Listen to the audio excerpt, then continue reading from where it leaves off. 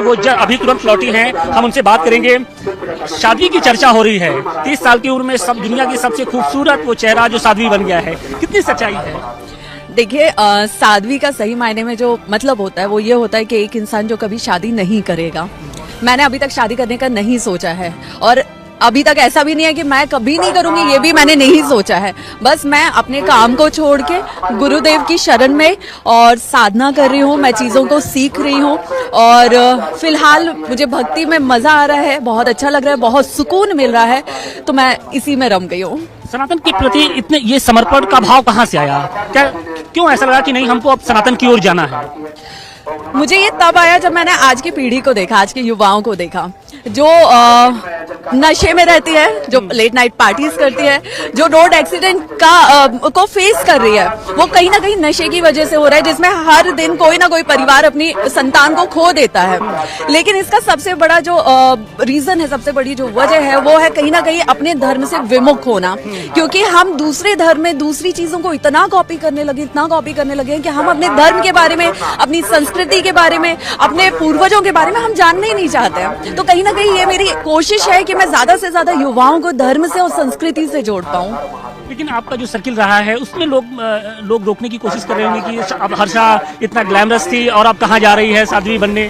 नहीं, मुझे कभी किसी ने नहीं रोका। उसका सबसे बड़ा रीजन ये था कि परिवार वालों ने क्या कहा, अप्रिशिएट किया आपको आगे बढ़ने के लिए?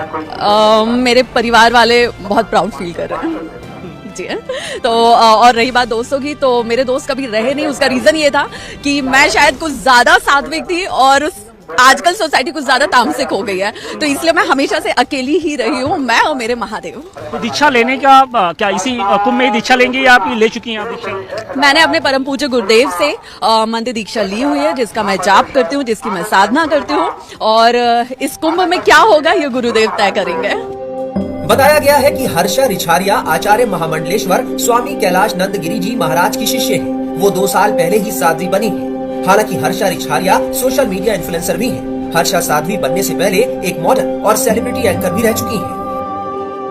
एक कठिन तप होगा, एक कठिन एक लाइफ स्टाइल बिल्कुल अलग हो जाएगी। क्या उसके लिए आप अंदर से तैयार हैं? क्योंकि एक साध्वी और साध्वी का जीवन इतना आसान नहीं होता है जितना आम लोगों के लिए होता है।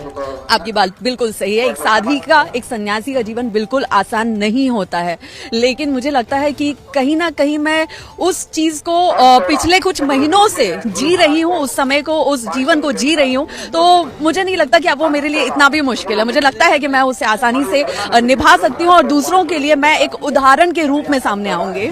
लास्ट क्वेश्चन कि इस महाकुंभ के जरिए जब दुनिया के कोने कोने से लोग पहुंच रहे हैं, खुद योगी जी लगातार इसको और दिव्य और भव्य रूप देने की कोशिश कर रहे हैं, आप आज के युवाओं से क्या अपील करना चाहेंगी? देखिए, ये जो महाकुंभ है, ये पूर्ण महाकुंभ है, ये हमारे जीवन में पहली और आखिरी बार आएगा, जिसे हम दोबारा कभी नहीं देख पाएंगे, कभी इसके साक्षी नहीं बन पाएंगे।